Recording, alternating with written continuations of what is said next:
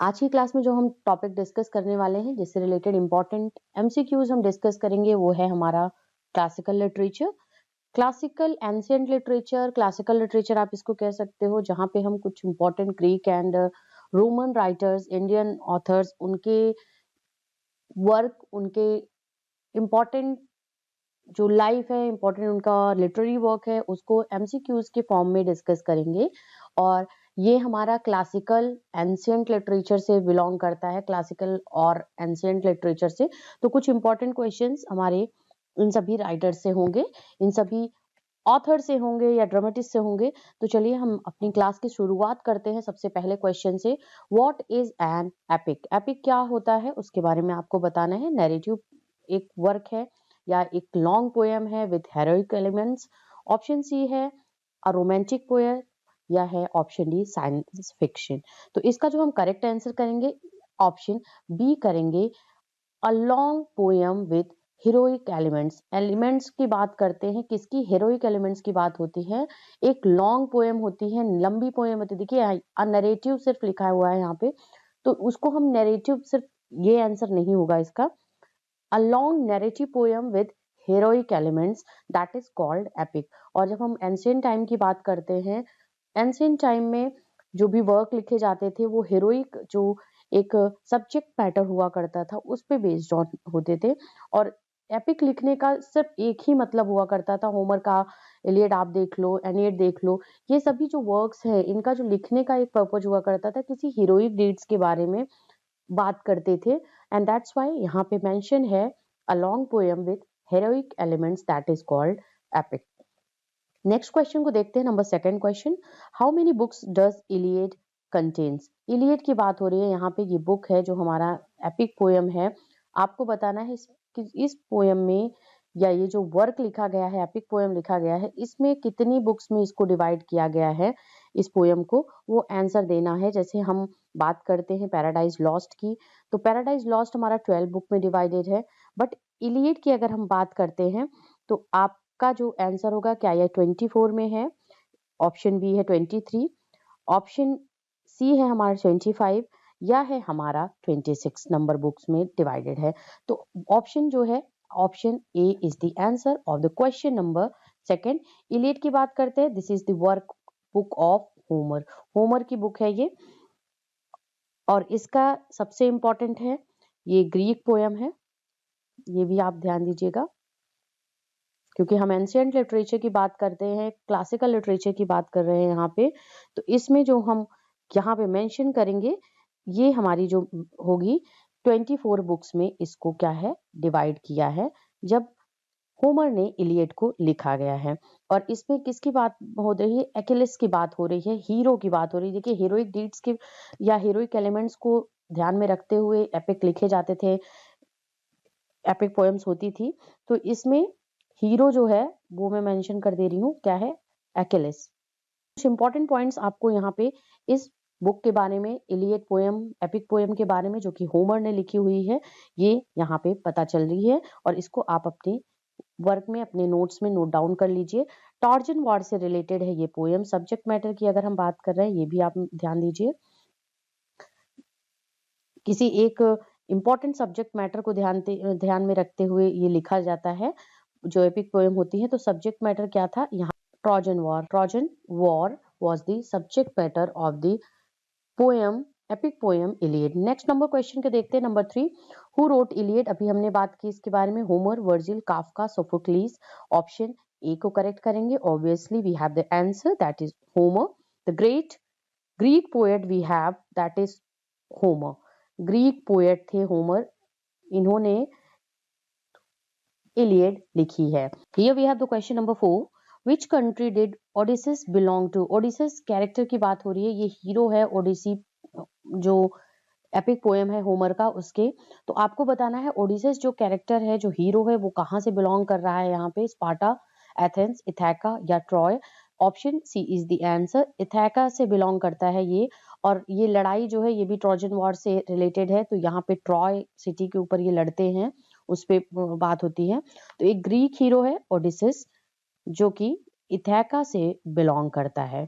Okay, option B, option C is the answer of the question number 4. Number 5 we have, for how many years did Trojan War last? Trojan war का मतलब है कि Trojan war कब तक यहाँ पे चला हुआ है, इसका टाइम ड्यूरेशन बताना है कि कितनी ईयर तक ये लड़ा गया है।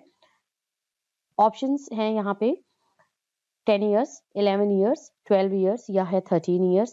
Option A B C D में से जो करेक्ट आंसर है वो हमारा ऑप्शन है 10 years। देखिए इस वॉर का जो एक तरीके से मेंशन या आप उसको कह लो, इसका जिक्र जो हुआ है, इस वॉर का जो एक बार बार उसकी स्टोरी को बताई गई, तो ये लिटरेचर में, एंशिएंट लिटरेचर में इस स्टोरी को इलियड में लिखा है। होमर ने अपने वर्क इलियड में, साथ ही साथ ओडिसीज में, ओडिसी में लिखा हुआ है, इसको मेंशन करा हुआ है, इसको इस हिस्टोरिकल इवेंट के बारे में बात की है।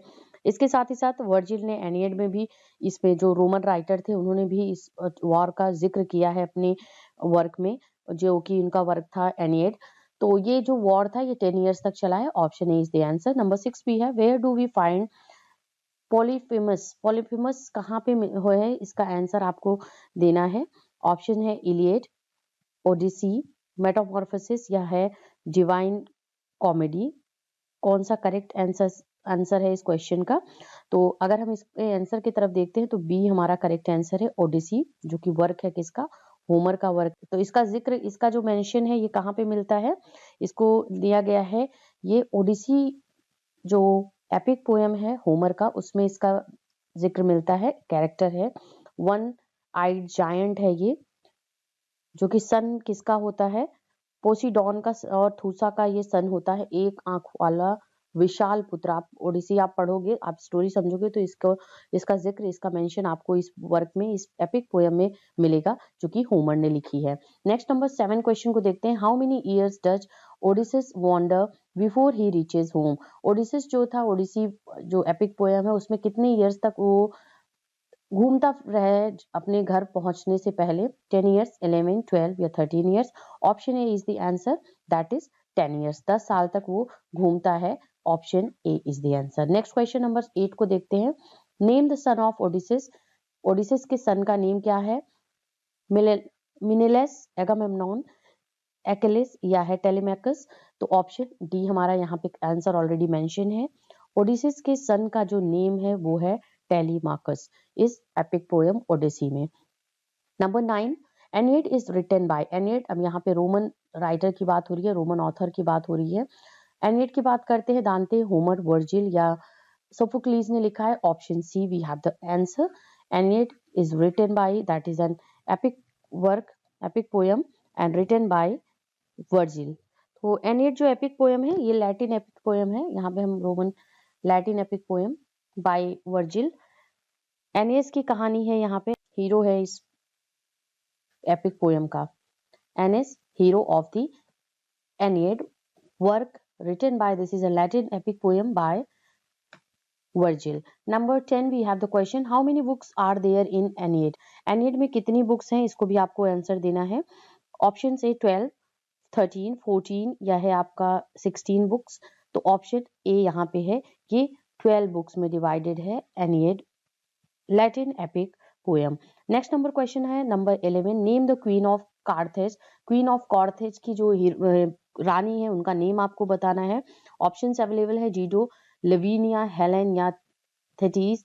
तो यहाँ पे ऑप्शन ए करेक्ट है, डीडो। क्वीन ऑफ कार्थेज जो है यहाँ पे वो है डीडो, हीरोइन है, मतलब उसकी रानी है, महारानी है।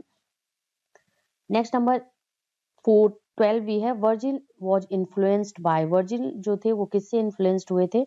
होमर, दांते, एस्किलस या है एरिस्टोफेन्स। तो यहाँ पे ऑप्शन है दैट इज होमर। वर्जिल जो थे किससे? होमर से बहुत ज्यादा इन्फ्लुएंस थे। उनके जो राइटिंग स्टाइल थी या उनका जो एपिक पोएम लिखने का, ग्रीक एपिक पोएम लिखने का जो तरीका था, उससे बहुत ज्यादा इन्फ्लुएंस थे। Number 13 we have, how many parvas are there in the Mahabharata? Mahabharat में कितने पर्व हैं, कितने पर्व में महाभारत को डिवाइड किया गया है? आपको इसका आंसर बताना है। जैसे कि हम एपिक पोएम्स में देखते हैं कि कितने बुक्स में डिवाइडेड है, वैसे महाभारत जो है वो एक classical, Indian classical epic poem है। ये एपिक पोएम जो है वो डिवाइडेड है कितने पर्व्स में? उसका देना है आंसर 18, 19, 20 या है 21, तो 18 पर्व में महाभारत को डिवाइड किया गया है, महाभारत एपिक पोएम, और ये वेद व्यास ने लिखा हुआ है Mahabharat. Okay, next number 14 we have who is said to have written the Mahabharata. Mahabharat को किसने लिखा है? वाल्मीकि, व्यास, कालिदास, भाषा। तो ये ऑप्शंस अभी हमने आपको आंसर बता दिया, ऑप्शन बी इसका आंसर करेक्ट होगा। वेद व्यास ने महाभारत लिखा है, और ये जो है संस्कृत एपिक पोयम है, ठीक है, संस्कृत एपिक पोयम।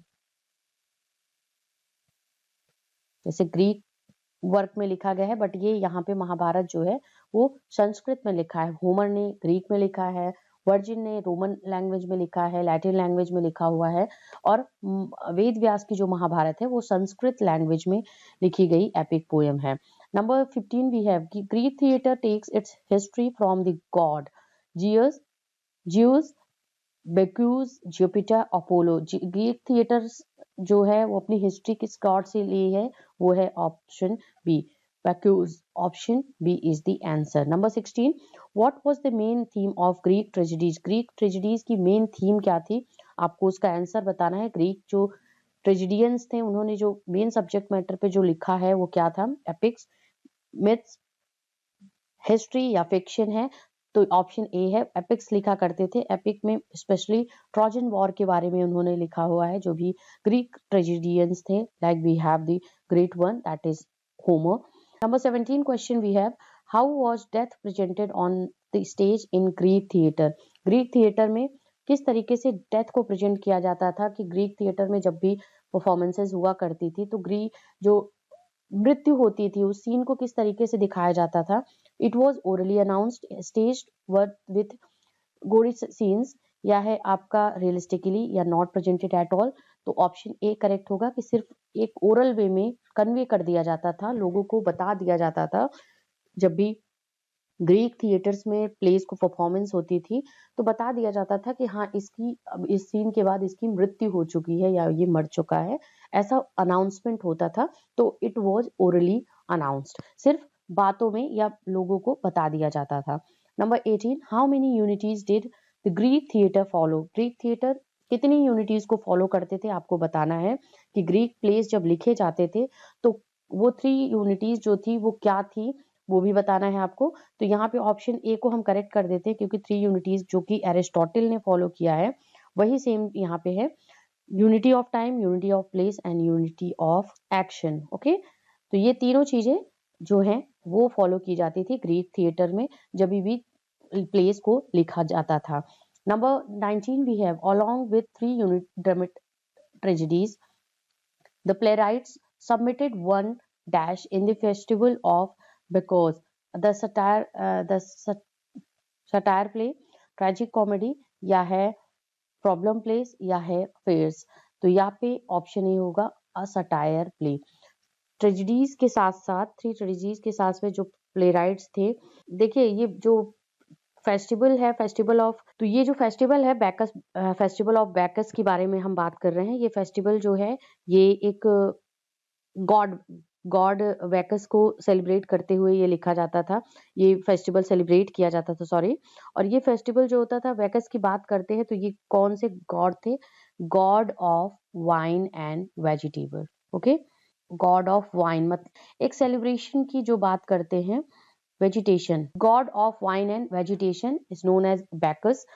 तो बैकस फेस्टिवल जब होता था तो वहां पे जो प्ले राइट्स जो सबमिट करते थे वो अपनी 3 ट्रेजेडीज के साथ साथ वो एक चीज और क्या सबमिट करते थे? सटायर प्ले को सबमिट करते थे। तो ऑप्शन ए होगा क्वेश्चन नंबर 19 का।